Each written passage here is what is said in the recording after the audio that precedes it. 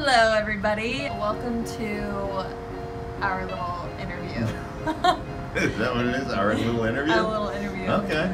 This is my dad. Hi. Mark Schlereth. That's my daughter, Avery Schlereth. We have a couple questions off of Twitter that we're gonna answer. Alan Bell Jr. Okay. What is the one quality about Mark as a dad that you wouldn't trade anything in the world for? Well, that's a question for you. Yeah.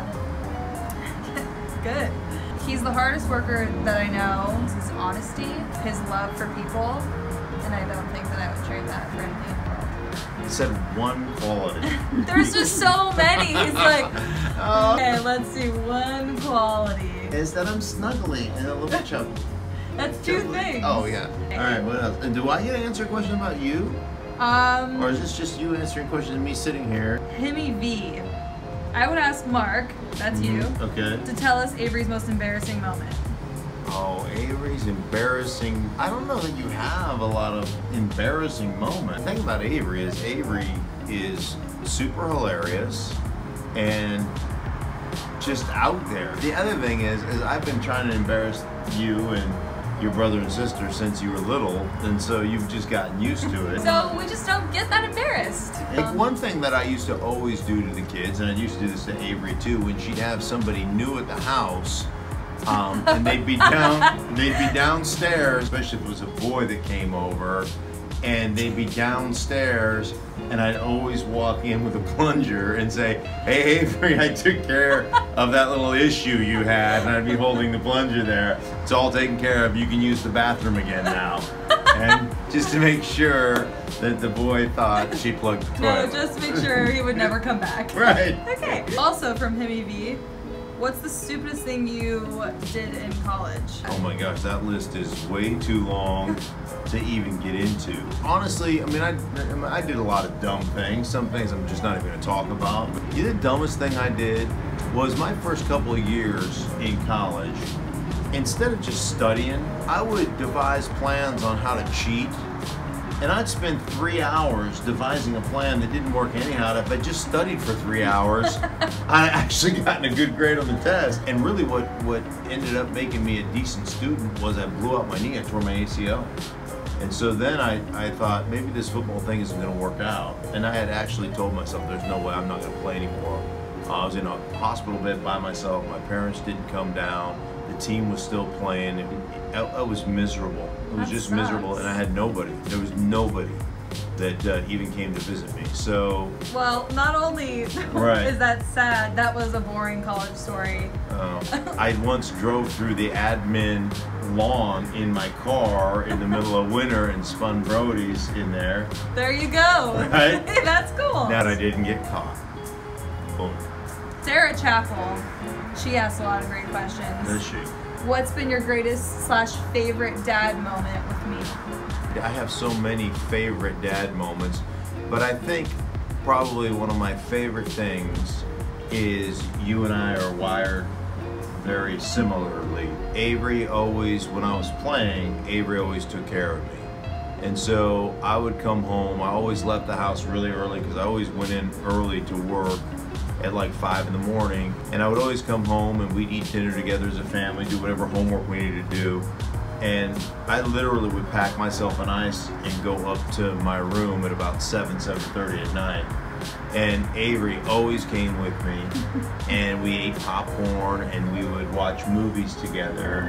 But she always has taken great care of me, and she's a lovely young lady. Oh, thank you. Same thing. I loved being able to like help my dad. The cool thing about him playing football was being able to like go to the facility and get my ankle like taped like I was hurt. So basically I just like attention. Going on the field after the games was always super fun. A big part of our relationship like growing up was we would just watch a bunch of movies, the same movies over and over, so that if we fell asleep then it wouldn't matter because we didn't miss anything because we already knew what was going to happen. And then we would just like have popcorn and grapes, and that's some of my favorite moments. In what ways do you wish you were more like me? That's a good question. Super cute. Really super cute. My mom's videotaping just howling over there. you like us? I wish I was more like you. I don't. Yeah.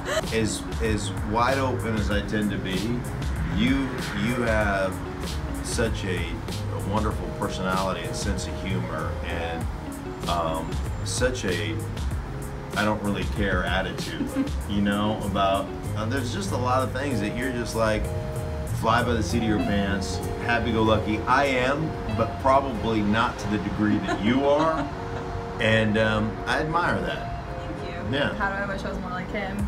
I think that I wish I had the same work ethic as you. You work pretty hard.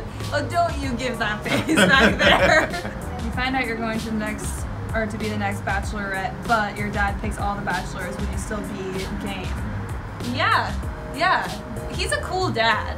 Right. He'd be able to choose. Yeah, I would. I'd totally be able to choose. Oh, this is from Nate at Gainer Grind. How much could you bench back in your prime? Oh man, I was, I don't know, close to 600 probably, 550, I mean, I'm 51 years old right now. I guarantee I could bench 400. That's so scary. My father is 78 years old, and he can bench 300 right now at 78 years old. We won the genetic lottery. You know, my dad is a freak show when it comes to strength, and I've always been a freak show when it comes to strength. So some of that is just genetics. I don't know why I keep looking. I can't even see it. Romulus Redux. How do you put up with jerks that seem to frequent your feed? Yeah, people like to try to get under your skin or whatever. There's an old saying, wolves don't concern themselves with the opinion of sheep. I know who I am, and regardless of what you say about me or my family, I know what is real, I know what isn't, and I just don't care. There's nobody that's going to be more critical of my performance and be more critical of me than me. There's this old saying, like 1900s, it's haters gone hate. Haters gone hate. Early, it's way back in the. How would you feel about me dating an athlete? That gets asked often, more often than not. I'd feel fine as long as that athlete was an offensive lineman, because I can trust those guys. I connect with those guys.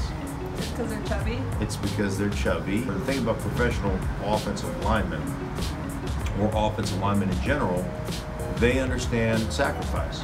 They all five have to kind of meld together as one unit, so they understand sacrifice. They understand loyalty. They understand fighting for one another. They're not out there, playing an individual game. They're out there for the good of the team. So like if a wide receiver asked me out, you'd be like, no way. The wide receivers, yeah, I don't, those guys, they think that they are the end-all, be-all of football, and I've got news for you wide receivers, you're not. How about that? Well, there you have it. Do you have any questions for me, or no? Do I have any questions for you? Who's your favorite, me or? You know that I can't answer that, but who's your favorite kid? I know it's me, I'm the favorite kid. I'm the favorite. Look, he wants to say it. I love all you kids the same. Alright, well. There you have it, question and answers with Abe's and me. Click, click.